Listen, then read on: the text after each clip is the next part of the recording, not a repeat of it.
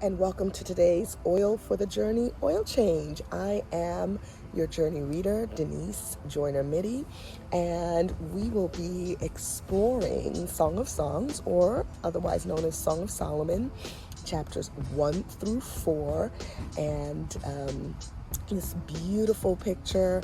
We're going to delve into the fragrance of the song, of the poem, that's taking place in a romantic dialogue between a man and his woman lover, men and female and male lover, and there are some friends chiming in too as they watch their love blossom.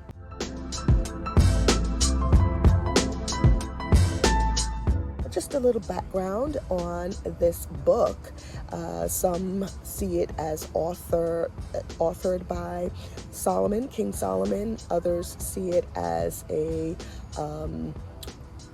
writing to King Solomon. But there's no indication of either or, whether he's the author or it's dedicated to King Solomon. But we do know it takes place during the time of his leadership. And the woman here is referred to the Shulamite woman in some translations, which is a feminine version, or Hebrew feminine version of the male version, Solomon. So Shulamite is Solomon in the feminine. And just overall, in the past, some have taken these chapters and translated these chapters, or this book rather, to be an allegorical representation of God's love for us. And that method of hermeneutic or interpretation is somewhat fading in current trend. Although it is fantasy, it is poetic, it is a song, in essence, it really highlights the love, the passionate love of a man and a woman who are embracing marriage. We don't know if they're leading up to marriage or if they're already married. But embracing marriage and the sexual passions that can arise when there's strong desire or romantic love for one another. And it's broken up into 5 meetings and concludes in chapter 8 when they're actually together. It's just a beautiful poem. So I'd be looking at it more so from a romantic standpoint, and just pointing out that in chapter 1, which is the first meeting, chapter 2 basically is the second meeting, and the chapter 3 is like the third meeting, and 4, the third meeting of the Shulamite woman and the male Solomon figure. And these meetings create a climax toward the love that's shared between the both of them romantically.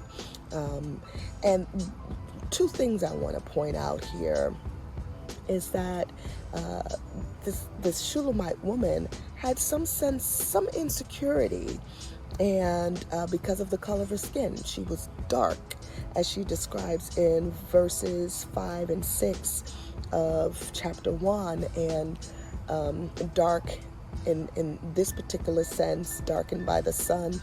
She more than likely was of African descent, and many scholars agree with that.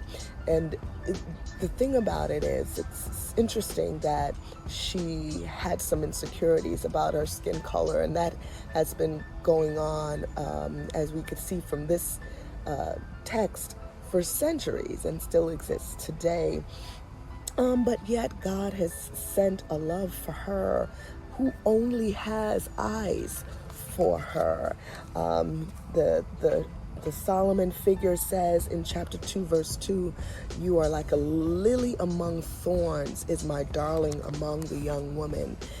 Just setting the stage that he only has eyes for her and eyes alone. He only loves her. He desires to only be with her, shoring up whatever insecurity she may have had about her complexion.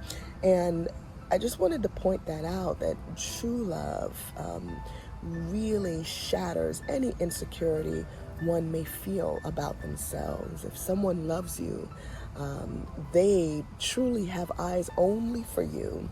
And whatever insecurities you may have had, that love that that person has for you shatters that. They don't see it as insecurity. They see it as beauty, which happened in this text as well. So that's exciting. Also, something that I use often and that was quoted twice in, I think it's chapter 2, verse 8, but it's also quoted, I think, in chapter 1 as well, but I can't find it right now. But it's chapter 2, verse 7, sorry. It says, "Do not arouse or awaken love until it so desires."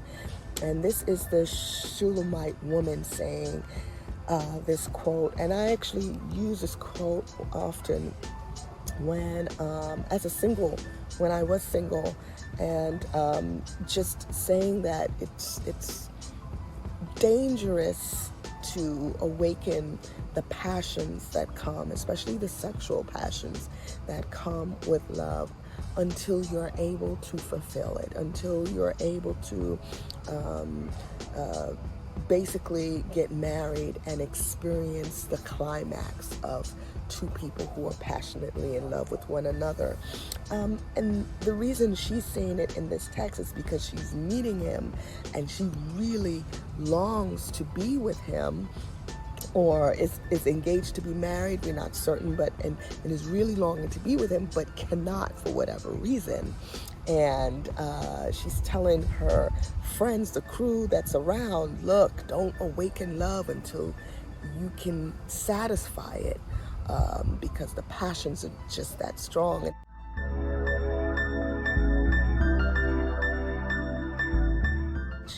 In context, we tend to open that box, the Pandora's box, if you will, of passion, of sexual appetite, for making love, and aren't able to really satisfy it. And so that leads us to lust. That leads us to just thinking about ways we can satisfy that that passion to be with someone, and in a physical context. And in the physical intimacy God has designed, marriage is the means to satisfy that passion. So it's totally human, totally normal to have that passion. But if you're not going towards a relationship where leading to marriage, where that passion can be fulfilled, it's just teasing yourself and frustrating. And again, like I said, it can lead to lust. You just want to satisfy your physical desire instead of loving, which in this text, loving someone. This text clearly emulates the sacrifice that both are doing to meet, to see one another, the sacrifice that both are doing to only have eyes for each other. That's seen between the Solomon figure and the Shulamite woman. So, be blessed, and know that in this Song of Songs, chapters 1 through 4, that we are to not awaken love until it pleases, and also to know that true love will quench out any insecurities that you may have at this. And we all have them, but whoever that real lover is, those insecurities are non-existent. they're like jewels in his eyes or jewels in her eyes. All right. May God bless you again. Thank you for today's Oil for the Journey oil change.